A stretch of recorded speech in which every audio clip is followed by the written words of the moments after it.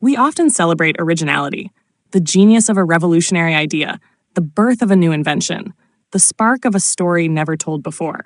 But beneath the surface of creativity lies a fundamental philosophical dilemma.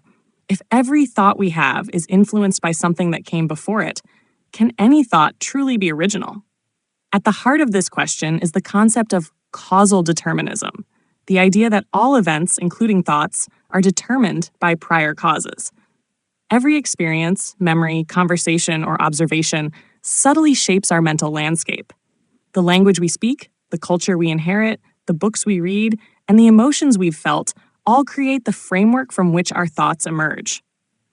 If our mental inputs are recycled from the world around us, then where exactly does originality come into play? From this perspective, our minds are like mosaics, beautiful, complex, but composed of pre-existing pieces. Even a brilliant new idea may be nothing more than an unexpected combination of old elements. Consider how artists, scientists, and writers build upon the work of those who came before.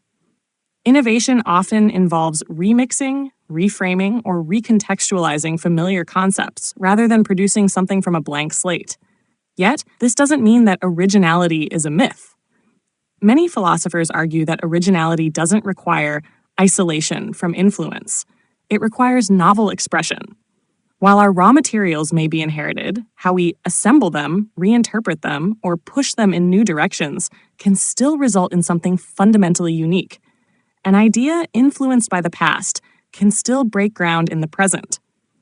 Cognitive science supports this nuanced view. The brain forms ideas through a process called associative thinking, linking past information in new ways. Memory, pattern recognition, and abstraction all play roles in generating what we perceive as creative insights. This means that creativity is not ex nihilo, out of nothing, but rather a system of transformation. It's about how you use what you've learned, not whether you were the first to learn it. In another view, the philosophy of emergence offers an explanation. Even if individual thoughts are influenced, new properties can emerge from complex systems. Just as hydrogen and oxygen form water, a substance with qualities neither gas possesses, ideas can combine to create concepts that feel new and surprising, even if their components are not. Originality also hinges on context. What seems derivative in one era may be revolutionary in another. The originality of a thought is often judged not by its isolation from all influence, but by how unpredictable or impactful it is within its environment. Thus, originality becomes relative, not the absence of influence, but the presence of innovation. This leads to the question of free will. If thoughts are products of previous causes, is our ability to choose an idea or path even real? While some argue that free will is an illusion, others believe we still possess agency, the capacity to select among influences, reflect on them, and shape our own interpretations. So, can an original thought truly exist? If we define originality as a thought with zero prior influence, probably not. But if we see it as the creative recombination of influences into something new and meaningful, then originality not only exists, it thrives.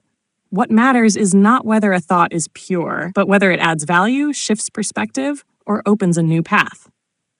Originality is not born in a vacuum. It is forged in the fires of curiosity, shaped by the echoes of the past and elevated by the vision to see beyond them.